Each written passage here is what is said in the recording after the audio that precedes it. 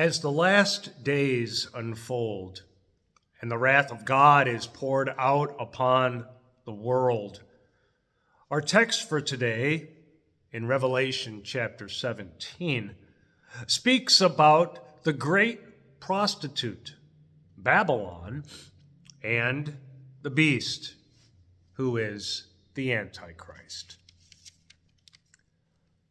The Apostle John wrote, "Then one of the seven angels who had the seven bowls came and said to me, 'Come, I will show you the judgment of the great prostitute, who is seated on many waters, with whom the kings of the earth have committed sexual immorality, and with the wine of whose sexual immorality the dwellers on earth have become drunk.'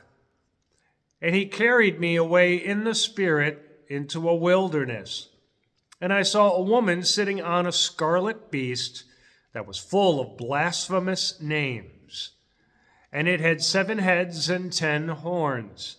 The woman was arrayed in purple and scarlet, and adorned with gold and jewels and pearls, holding in her hand a golden cup full of abominations and the impurities of her sexual immorality. And on her forehead was written a name of mystery, Babylon the Great, mother of prostitutes and of earth's abominations. And I saw the woman drunk with the blood of the saints, the blood of the martyrs of Jesus. When I saw her, I marveled greatly. But the angel said to me, 'Why do you marvel? I will tell you the mystery of the woman and of the beast with 7 heads and 10 horns that carries her. The beast that you saw was and is not, and is about to rise from the bottomless pit and go to destruction.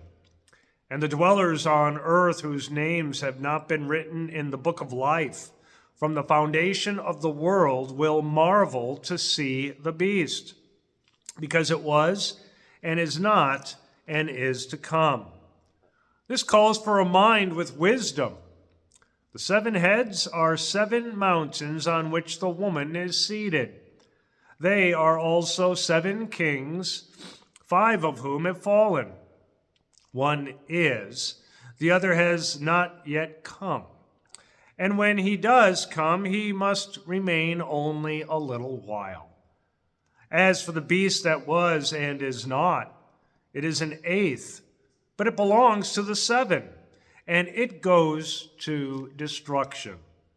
And the 10 horns that you saw are 10 kings who have not yet received royal power, but they are to receive authority as kings for 1 hour, together with the beast. These are of one mind, and they hand over their power and authority to the beast. They will make war on the Lamb, and the Lamb will conquer them. For he is Lord of lords and King of kings, and those with him are called and chosen and faithful. And the angel said to me, 'The waters that you saw, where the prostitute is seated, are peoples and multitudes and nations and languages. And the 10 horns that you saw, they and the beast will hate the prostitute. They will make her desolate and naked, and devour her flesh and burn her up with fire. For God has put it into their hearts to carry out his purpose by being of one mind and handing over their royal power to the beast until the words of God are fulfilled. And the woman that you saw is the great city that has dominion over the kings of the earth.'" So far, the text. Much imagery is being talked about here in chapter 17. But there are a couple of things that we do know, and this is what we should focus on. Not all of the what ifs or who is that or what could that be. The great prostitute is Babylon. And this could possibly, as the text describes, represent earthly nations, governments, and peoples. Now notice, during the end times, sexual immorality is prevalent, along with arrogance, great wealth, power, violence, and self-satisfaction. And in the midst of all of these sin, these abominations against God, a beast, the Antichrist, makes war against God and against his people in a last-ditch effort to lead many to hell and the lake of fire.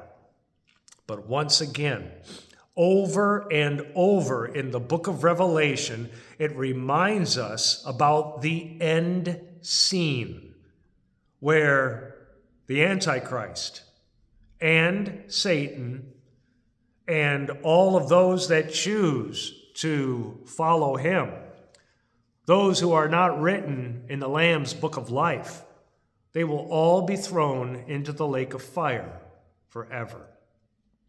Yet when Jesus comes with all of the souls who are in heaven, when he comes again on the last day to judge the living and the dead, all those who trust and believe in him will receive eternal life.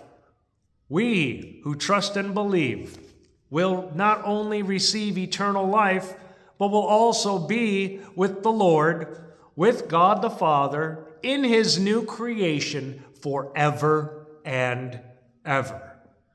Yes, many horrible things are going to be taking place between now and then. But hold fast, firm in your faith, because Jesus is coming back and he is going to correct everything.